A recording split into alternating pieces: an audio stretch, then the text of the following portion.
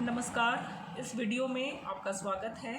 आज हम चीन के संवैधानिक विकास का अध्ययन करेंगे संक्षेप में, और उसके पश्चात चीन के संविधान की विशेषताओं का अध्ययन करेंगे। पिछले वीडियो में हमने चीन का भूगोल और चीन के इतिहास को जानने का प्रयास किया था, और हमने ये देखा था कि 1949 में चीन में एक साम्यवादी क्रांति हुई और माओ त्से तुंग के नेतृत्व में जनवादी चीन ने अपना क्रांति पर आधारित जो है वो राजनीतिक यात्रा प्रारंभ की। माओ त्से तुंग चीन के एक छत्र नेता थे, और माओ त्से तुंग ही चीन की साम्यवादी क्रांति के चेयरमैन थे। वे ही बाद में राष्ट्रपति बने, किंतु 1949 से लेकर के 1954 तक चीन का कोई अधिकृत संविधान का निर्माण तब तक नहीं हुआ था। और 1952 में संविधान निर्माण की प्रक्रिया माओ त्से तुंग के नेतृत्व में प्रारंभ हुई।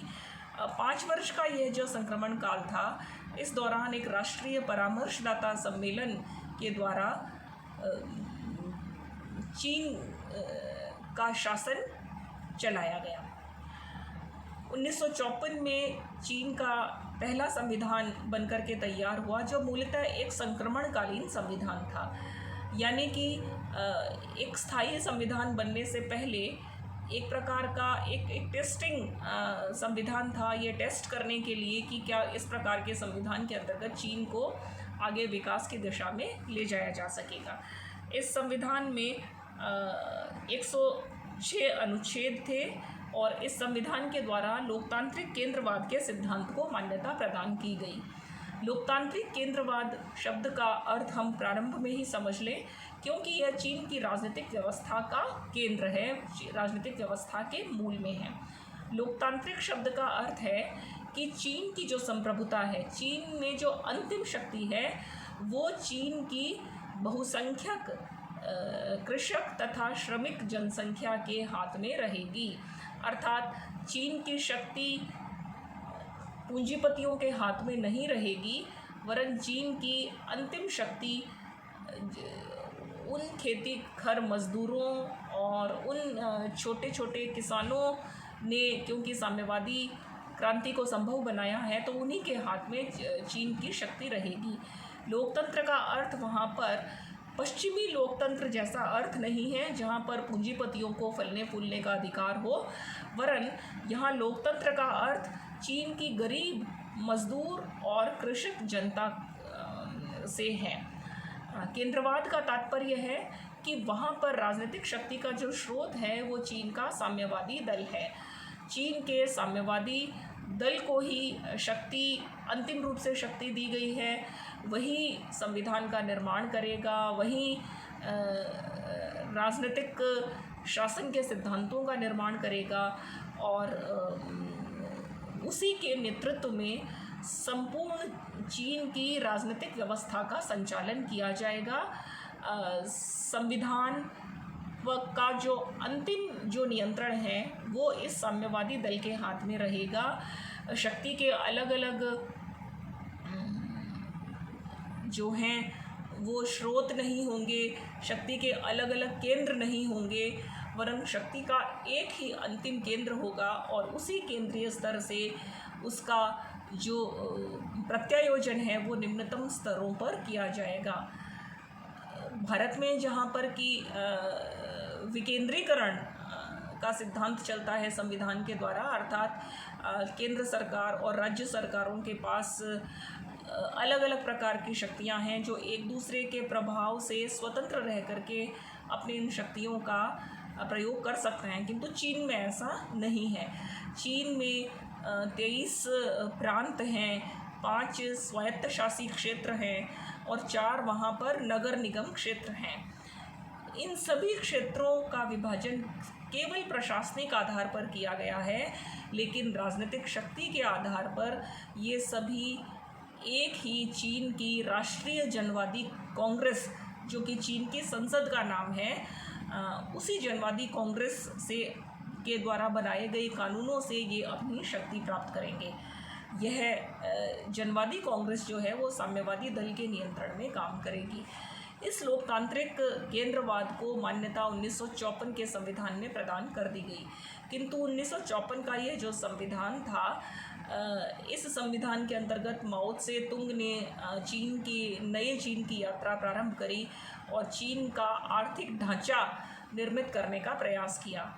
और इस आर्थिक निर्माण के अंतर्गत थोड़ा सा मैं यहाँ पर आपको बता दूँ कि चीन एक साम्यवादी देश था जिसे कि अमेरिका और यूरोप इत्यादि देशों से इसका कोई संबंध नहीं था।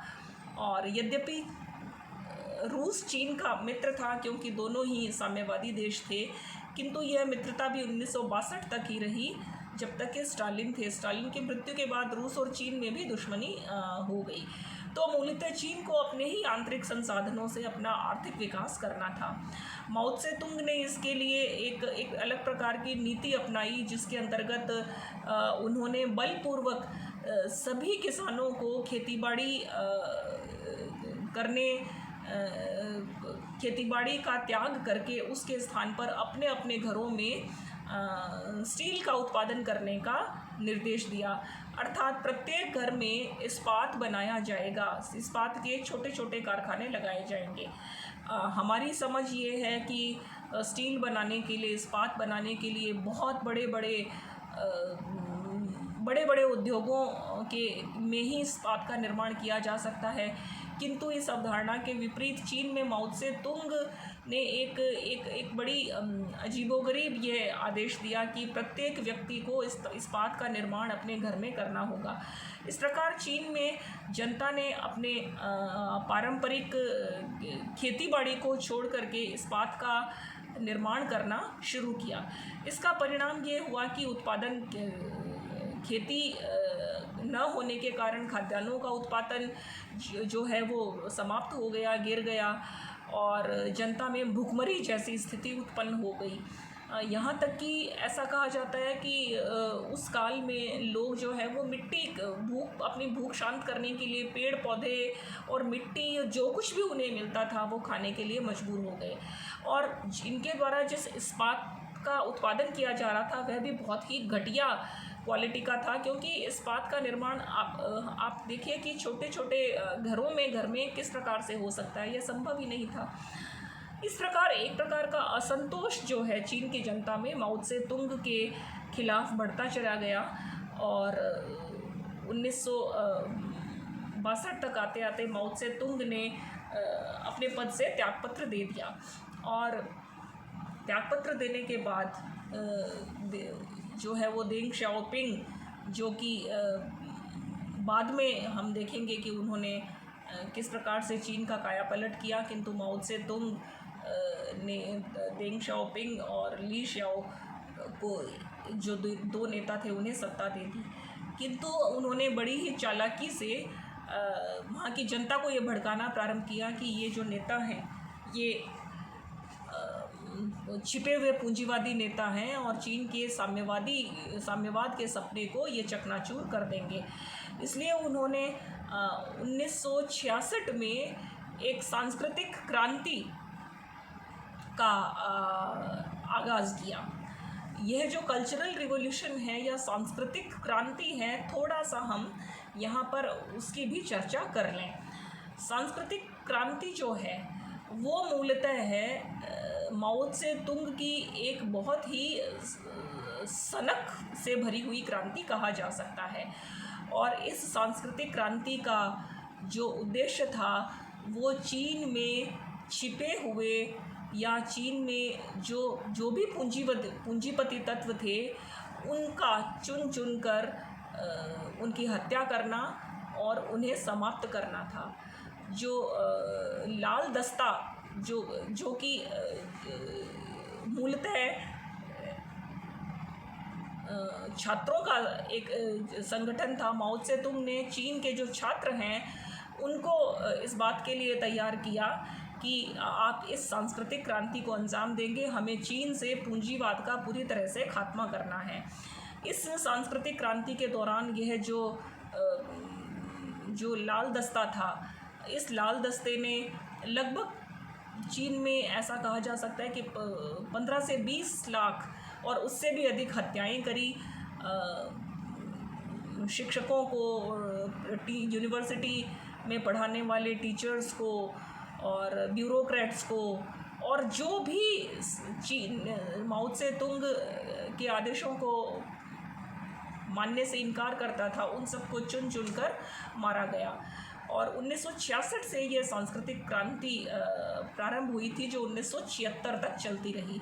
इस सांस्कृतिक क्रांति के काल में लगभग पूरी तरह से सारा चीन का जो ढांचा है वो चरमरा गया।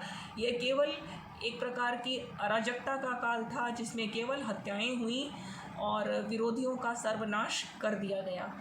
इस क्रांति के काल में चीन जो है वो क्रांति से पहले की अराजकता से भी पीछे चला गया। यह जो 10 वर्ष का कालखंड है जिसे कि साम्यवाद के अंतर्गत सांस्कृतिक क्रांति के नाम से जाना जाता है, इस कालखंड में चीन की सभी प्रकार की आर्थिक व्यवस्था, राजनीतिक व्यवस्था और सामाजिक व्यवस्था अस्त व्यस्त हो गई। 1976 में माओ त्से तुंग की मृत्यु हो जाती है और अपनी मृत्यु से पूर्व जब उन्होंने देखा कि चीन जो है वो एक अराजकता के नए दौर में प्रवेश कर जाएगा और उससे पूर्व स्थितियों को संभाल लेना चाहिए, तो 1975 में फिर उन्होंने एक दूसरा संक्रमणकालीन संविधान बनाया। यह संविधान भी एक गैप को भरने वाली कड़ी मात्र था जिसमें 30 केवल अनुच्छेद थे और इस संविधान के द्वारा गणराज्य के अध्यक्ष के पद को समाप्त कर दिया गया, क्योंकि माओ त्से तुंग जो है वो ये नहीं चाहते थे कि उनके पश्चात जो कि देंग शाओपिंग जो कि चीन के अब एक सर्व शक्तिमान नेता के रूप में उभर रहे थे और वो उन्हें अब पूरी शक्ति नहीं देना चाहते थे।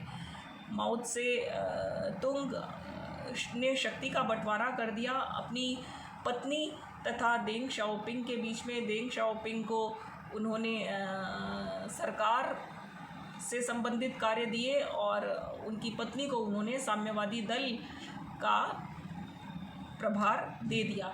इस प्रकार से सत्ता का बंटवारा 2 शक्ति के केंद्रों में कर दिया गया 1975 के संविधान के द्वारा। इस संविधान के बनाने के बाद शीघ्र ही 1976 में माओ त्से तुंग की मृत्यु हो जाती है और उनकी मृत्यु के बाद जो सत्ता है वो देंग शाओपिंग के पास आ जाती है। देंग शाओपिंग जो हैं वो चीन के ऐसे नेता थे जो साम्यवादी क्रांति के प्रारंभ से ही माओ त्से तुंग के साथी रहे थे और उन्होंने माओ त्से तुंग ने जो लॉन्ग लीप फॉरवर्ड या जो भी उन्होंने क्रांतिकारी आंदोलन किए थे सभी आंदोलनों में वो माओ त्से तुंग के साथी रहे थे। माओ त्से तुंग की नीतियों से कभी भी देंग शाओपिंग सहमत नहीं थे। देंग शाओपिंग ने विभिन्न घरों में जो इस्पात बनाने की उनकी योजना थी माओ त्से तुंग की, इसका उन्होंने विरोध किया था और देंग का मूलतः ये मानना था कि चीन का औद्योगिकरण किया जाना चाहिए और चीन में बाज़ार आधारित अर्थव्यवस्था का लाया जाना बहुत ज़रूरी है। अभी तक मार्केट पर पूरा साम्यवादी दल का नियंत्रण था। चीन में किसी भी प्रकार का बाज़ार डेवलप नहीं हो पाया था। जो भी उत्पादन किया जाता था उसके लिए आदेश था कि वो राज्य को, सरकार को देना पड़ेगा। जितना किसान उत्पादन करता है वो पूरा का पूरा उत्पादन सरकार को देना पड़ेगा और उसके बदले में सरकार जो भी कीमत किसान को देती है केवल उसको उस कीमत से ही संतोष करना पड़ेगा। इन सभी माओ त्से तुंग की नीतियों से चीन बिल्कुल अधःपतन पर जा चुका था। तो 1978 में देंग शाओपिंग के नेतृत्व में, क्योंकि देंग शाओपिंग ने 1977 में सत्ता को अपने हाथ में ले लिया था और उन्हीं के नेतृत्व में 1978 का फिर एक संक्रमणकालीन संविधान बनाया गया। इस तरह से हम देखते हैं कि 1954 का संविधान एक संक्रमणकालीन अर्थात थोड़े समय के लिए ही ये संविधान कार्य करेगा, इस सोच के साथ संविधान बना। 1975 का संविधान भी संक्रमण काल के लिए था और 1978 का संविधान भी संक्रमण काल के लिए था। 1978 का जो संविधान बना उसमें देंग शाओपिंग जो हैं वो मूलतः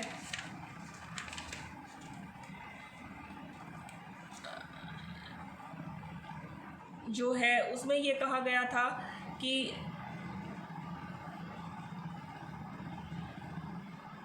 इस संविधान में माओ त्से तुंग के रास्ते से अलग जाने का एक संकेत दिया गया। इसमें कुछ 60 अनुच्छेद थे और इसमें जो राष्ट्रपति का पद है उसका विभाजन कर दिया गया था। उसकी कुछ शक्तियां तो संसद के स्थायी समिति के चेयरमैन को दी गई और कुछ शक्तियां साम्यवादी दल के चेयरमैन को दी गई। इस तरह से यह भी एक थोड़े समय चलने वाला ही संविधान था। जब देंग शाओपिंग ने अपनी शक्ति को पूरी तरह से स्थापित कर लिया, मजबूत कर लिया और जब उन्होंने सोच लिया कि भावी चीन का विकास किस दिशा में करना है, तब अपनी योजनाओं को क्रियान्वित करने के लिए 1982 में उन्होंने एक स्थायी संविधान का निर्माण किया। प्रारंभिक 3 संविधान संक्रमणकालीन संविधान थे, किंतु 1982 का जो संविधान है वो संविधान चीन के व्यवस्थित विकास के लिए ही इसका निर्माण किया गया था। इस नए चीनी संविधान का जो वैचारिक आधार है, यद्यपि वो वैचारिक आधार तो साम्यवादी आधार ही रखा गया था, अर्थात चीन में एक साम्यवादी दल के नेतृत्व में ही सत्ता रहेगी। मार्क्सवाद, लेनिनवाद तथा माओ के जो चीनी संस्करण है, माओ के सिद्धांतों के आधार पर शासन चलेगा, यह भी इस संविधान में स्वीकार किया गया। किंतु इस संविधान की जो मूल बात है वो ये है कि माओ त्से तुंग का गुणगान करने की पुराने संविधानों की नीति से हटकर के और भविष्योन्मुखी इसे बनाया गया। इस संविधान में यह भी कहा गया कि अब चीन राजनीतिक दृष्टिकोण से समाजवादी उद्देश्यों को प्राप्त करेगा और आर्थिक दृष्टिकोण से बाजार आधारित अर्थव्यवस्था को अपनाएगा। यहाँ हमें यह देखना चाहिए कि बाजार आधारित अर्थव्यवस्था का साम्यवादी सिद्धांतों से कोई मेल नहीं है। मार्क्स ने कभी यह कल्पना नहीं की थी कि साम्यवाद के साथ बाजार आधारित अर्थव्यवस्था को चलाया जा सकता है, किंतु देंग शाओपिंग के नेतृत्व में 1982 में यह जो नया संविधान बना था, इसमें इस बात के लिए संस्थाकृत प्रयास किए गए थे कि यद्यपि राजनीति पर अंतिम जो नेतृत्व है वो साम्यवादी दल का ही रहेगा, किंतु राज्य के नियंत्रण में ही बाज़ार का निर्माण किया जाएगा और यह छूट होगी जनता को भी कानून के सीमाओं के अंदर रहते हुए मार्केट में अपना माल बेच सके और चीन के बाहर के अंतर्राष्ट्रीय निवेशकों को भी आमंत्रित किया गया कि वे चीन में आकर के उद्योग लगाएं, उत्पादन करें और चीन के विकास में योग दें। इस प्रकार के यह जो नया संविधान बनाया गया, यह संविधान चीन के आज का जो हम विकास देख रहे हैं उस विकास को एक संस्थागत रूप देने वाला था। चीन आज विश्व में अमेरिका के बाद में जिस नंबर 2 की पोजीशन पर आ गया है, उसका जो बहुत कुछ श्रेय है वो इस 1982 के संविधान को ही दिया जा सकता है और देंग शाओपिंग के नीतियों को दिया जा सकता है। 1989 में अर्थात 89 में देंग शाओपिंग जबकि सत्ता के सर्वाधिक महत्वपूर्ण केंद्र थे, उन्होंने स्वेच्छा से अपने पद का त्याग कर दिया और उन्होंने जियांग जेमिन को अपना वारिस घोषित कर दिया। जियांग जेमिन के पश्चात वर्तमान में शी जिनपिंग जो हैं वो चीन के राष्ट्रपति हैं और सर्वोच्च सत्ताधारी हैं। इस संविधान की अब कुछ मूलभूत विशेषताओं का अध्ययन हम करेंगे और हम ये देखने का प्रयास करेंगे कि चीन का ये जो संविधान है ये किन मामलों में अनोखा है। इनका अध्ययन हम अगले वीडियो में करेंगे। नमस्कार।